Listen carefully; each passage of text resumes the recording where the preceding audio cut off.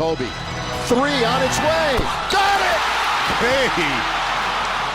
Kobe Bryant was already a winner. He had nothing to prove in 2010 because at that time he had already secured 4 championships and a Finals MVP. But for some reason, the 2010 version of Kobe looked like his best version as he decided to take matters into his own hands a lot of times to ensure that he would not only defend the Los Angeles Lakers' 2009 championship, but also beat the Boston Celtics in the process. Kobe was a man on a mission in 2010, and it was clear this was a personal mission for him. When Kobe Bryant entered the league in 1996, he was supposed to be the next big star at the shooting guard position, the next Michael Jordan in the eyes of fans. Though he did go through ups and downs during his rookie year as an 18-year-old kid playing under the bright lights in Los Angeles, he eventually turned things around and became the youngest All-Star in league history at 19 years old. Pretty soon, the league was Bryant's oyster, especially after Jordan retired. When he reached true star status, he and Shaq formed arguably the most dangerous duo in league history. Their inside-outside tandem struck fear into the hearts of numerous teams all over the league.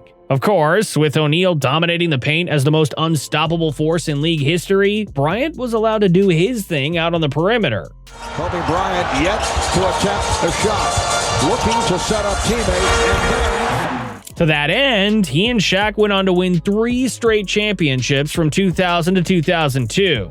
Those were incredible accomplishments for Kobe, who had already won titles at such a young age. A lot of players go through entire careers without winning anything, but Bryant was already a 3-time champion before turning 25. The only problem was that none of those 3 championships proved his superstar status. As great as Bryant was during those title runs, O'Neal was better. That's why Shaq won all the Finals MVP awards of those 3 titles. And when the duo broke up, primarily because Kobe and Shaq were no longer seeing eye to eye on a lot of things, that was when people started looking at Bryant in a bad light. Some said he was a young guy who was trying to usurp the Lakers' leadership status from the most dominant big man in the game. Others thought he was trying too much at the expense of the team, often caring more about his numbers and highlight plays instead of winning. And the popular belief was that he was a mere sidekick to O'Neal's star prowess, especially when Shaq was undoubtedly the team's best player during those 3 straight titles. The conversations worsened in 2006 when Shaq, who was in his 2nd season with the Miami Heat, won his 4th NBA championship. He had proven he could win without Kobe. Meanwhile, Bryant was with a struggling Lakers team that couldn't return to championship contention. Sure, he got the leadership role he always wanted. He was allowed to take all the shots and become the uncontested first option. But he couldn't win anything meaningful even though he was putting up 30 to 35 points on a regular basis. 17 rebounds. Bryant to the fade. Oh, beautiful. Kobe went on to become the league's best player from an individual standpoint, having won the scoring title thrice and even scoring 81 points in a single game in 2006. But he wasn't winning anything, and that was bothering him because he couldn't prove he could win a title without O'Neal. Bryant's fortunes changed during the 2007-08 season when the Lakers gave him the help he needed. On top of the improvements to Andrew Bynum's game, the Lakers saw the rise of Pau Gasol, a midseason acquisition that allowed the team to have a true second option. Leading a team that had Gasol, Lamar Odom, and the veteran Derek Fisher, Bryant won the league MVP in 2008, marking the first and only time he won that award. The Lakers were also the first seed in the West, allowing them to return to championship contention. True enough, the Lakers proved they were championship material in 2008 when they went through the rest of the West, even defeating the defending champions, the San Antonio Spurs, in the process. But the problem was the fact that they were set to face the Boston Celtics in what was a renewal of a longtime rivalry between the two franchises. Boston, at that time, had the big 3 of Paul Pierce, Kevin Garnett, and Ray Allen. That was a team built to win titles, and the Lakers saw firsthand why this Celtics team was special. The Lakers lost that series in 6 games, with Boston beating them by 39 points in Game 6. That humiliating loss stung, as Bryant couldn't prove he could win a title with him as the team's best player. And that loss to the Celtics struck a nerve within him, motivating him to go harder and be better to finally prove himself as a true winner. Bryant, tough shot. Oh, he banks it in. What a shot from Kobe. Kobe took that loss personally. During the 2008-09 season, he was just as good as he was a year ago. But now, the Lakers were complete. They got Bynum back from injury, forming a twin tower combination of two 7-footers out on the front line, with the 6'10" Odom backing them up from the bench. Bryant, meanwhile, did his own thing as the first option, putting up great numbers without trying to win the MVP or the scoring championship. He was simply playing to win, allowing the Lakers to finish the regular season with 65 wins. Though his numbers weren't as good as they were a season ago, Bryant was still second in the MVP votes after putting up around 27 points a game, and he was unstoppable during the 2009 playoffs. The Lakers defeated the Utah Jazz in 5 games in the first round, with Kobe averaging 27.4 points in that series. His performances in Games 4 and 5 were the keys to the Lakers' victory, as he scored 38 in Game 4 before closing out the series with 31 points in Game 5. He was just as good in the early stages of the second-round series against the Houston Rockets. Leading the Lakers to a quick 2-1 series lead, Kobe averaged 35 points from Games 1 to 3, even putting up 40 points in Game 2.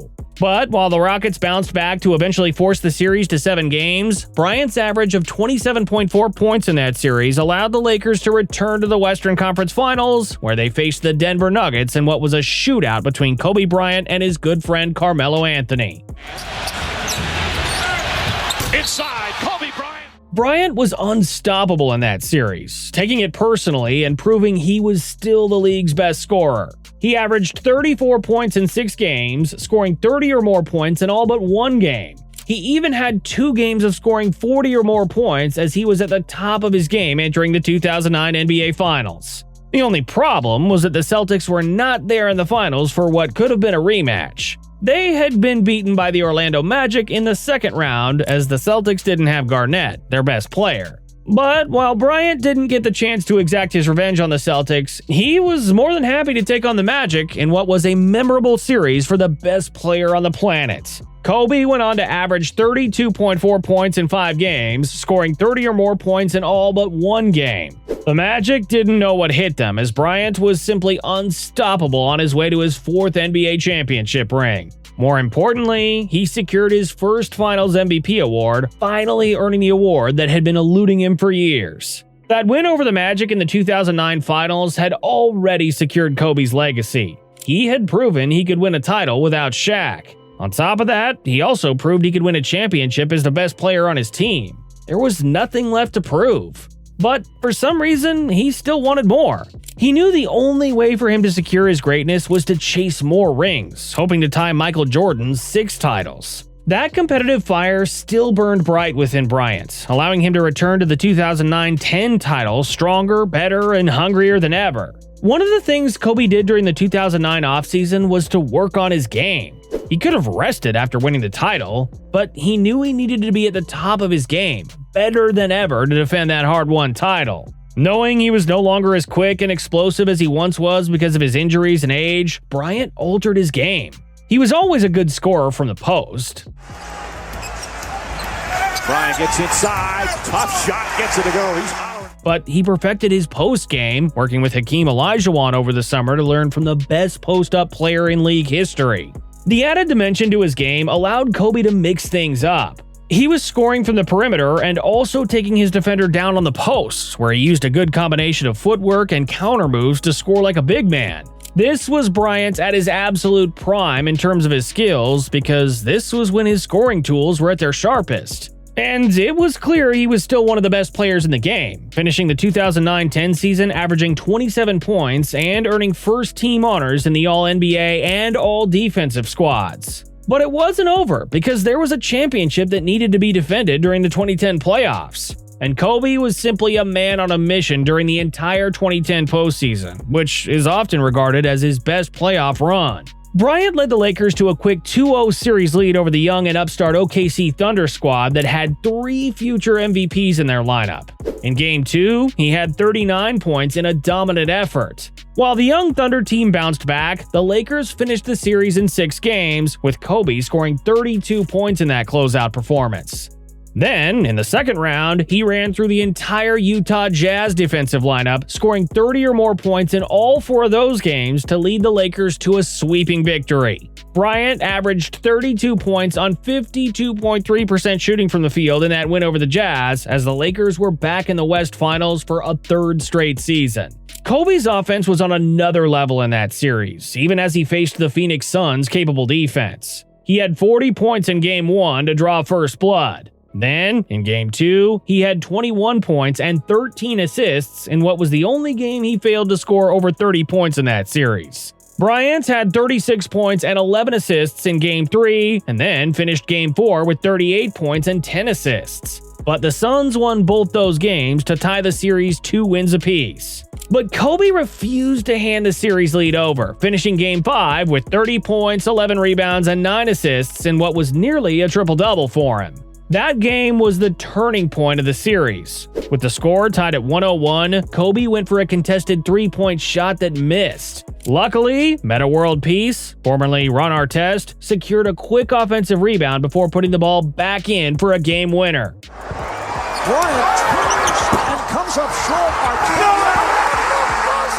So, when Game 6 rolled in, the Lakers were on a high as the team defeated the Suns in 6 games, with Bryant finishing that game with 37 points. He averaged 33.7 points, 7.2 rebounds, and 8.3 assists in that series as the Lakers were on a return trip to the finals, making their 3rd straight appearance in the championship series. This time, the Lakers were set to face the Boston Celtics, who also went through a tough Eastern Conference to return to the finals. Now, this was personal for Kobe because that 2008 loss to the Celtics still stung, and he was on a mission the entire series. Bryant opened the series with 30 points to give the Lakers a quick 1-0 series lead. Then, after Game 3, the Lakers were now up 2-1 on the strength of Kobe's 29-point performance. That was when the Celtics went on a roll.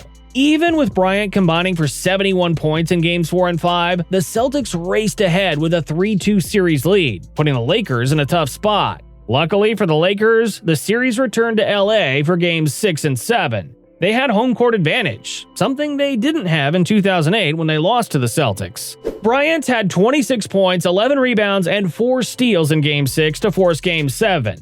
Then, in what was a tough defensive battle in Game 7, Kobe never relented.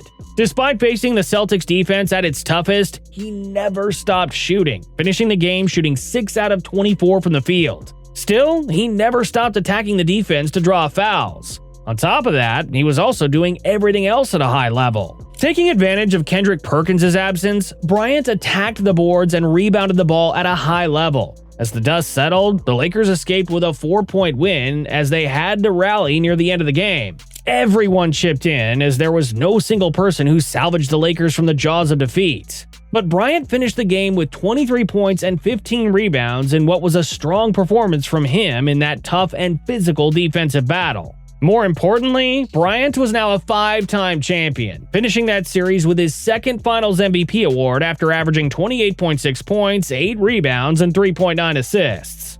Eventually, he took a friendly shot at his former teammate Shaquille O'Neal by saying he now had one more title than him. Much later, he also admitted that this 2010 title was the sweetest for him because he never forgot about that loss to the Celtics in 2008. He wanted to get back at them, eventually earning his opportunity for revenge in 2010 when he defeated the Celtics in 7 games. Essentially, that 2010 title run was not just a mission, but was a revenge mission, as Bryant clearly wanted to solidify his legacy by beating the Celtics like all the other great Lakers players. That 2010 title run, however, was the final one for him. Bryant and the Lakers eventually went through a rough patch, with their championship window closing in 2011 when the Dallas Mavericks defeated them in the 2nd round. Kobe never got close to competing for a title once more. But it didn't matter, because he won his final ring in spectacular fashion, completing his bucket list and finally securing his legacy as one of the greatest players in history.